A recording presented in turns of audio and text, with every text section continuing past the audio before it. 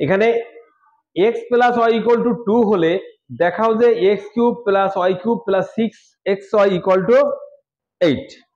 ঠিক আছে, তো আমরা একটু চেষ্টা করি কিভাবে করতে হবে। দেখো X cube plus Y cube plus 6xy এটা ইকুয়াল টু এইটুকুর আমার একটা অনুসিদ্ধান্ত আছে, এ কিউব প্লাস বি কিউবের। A cube plus B cube equal to কি?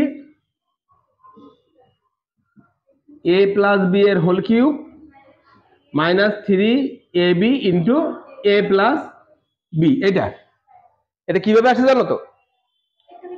ওই যে সূত্র থেকে সাইড চেঞ্জ করে আমরা এইভাবে অনুসিদ্ধান্তটা পাইতে পারি।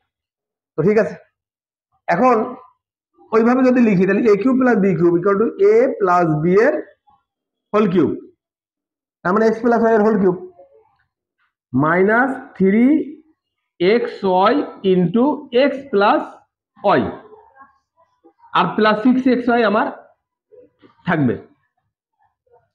এটা তো কোনো কাজে লাগছে না, আমি এইটুকু সমান এইটুকু লিখেছি।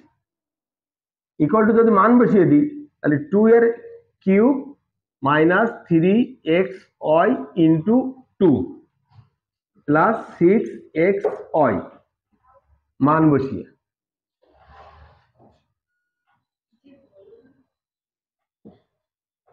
Equal to 8 minus 6xy plus 6xy।